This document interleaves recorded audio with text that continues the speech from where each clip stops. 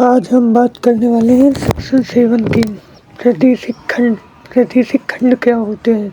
तो सबसे पहले सेक्शन 7 का सबसेक्शन 1 पढ़ते हैं।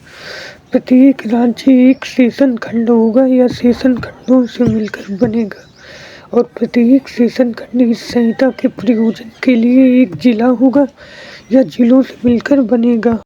इसका मतलब यह है कि हमारा जो राज्य है वह सेशन खंडों से मिलकर बनेगा और प्रत्येक सेशन खंड जिला होगा या जिलों से मिलकर बनेगा।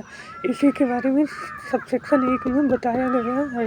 अब सबसेक्शन 2 में पढ़ते हैं। राज्य सरकार उच्च न्यायालय से परामर्श के पश्चात ऐसे खंडों और जिलों की सीमाओं या संख्याओं में परिवर्तन कर सकेगी। इसमें मतलब यह है कि राज्य सरकार को पहले हाई कोर्ट से परमिशन लेनी होगी, फिर उसके बाद ही जिला या खंडों की संख्याओं में परिवर्तन कर सकेगी।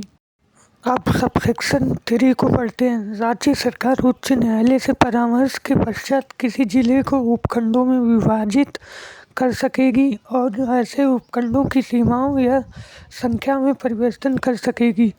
इसका मतलब यह है कि राज्य सरकार को हाई कोर्ट से परामर्श करना होगा, उसके बाद ही जिला को उपखंडों में परिवर्तित कर सकेगी या उसकी संख्या में परिवर्तन कर सकेगी।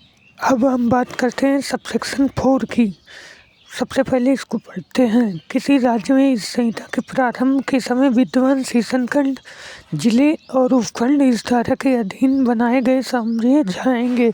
इससे मतलब यह है कि अगर कोई सेशन खंड बीएनएस या सीआरपीसी से पहले विद्यमान है वो भी इसी संहिता के और इसी धारा के अधीन समझा जाएगा।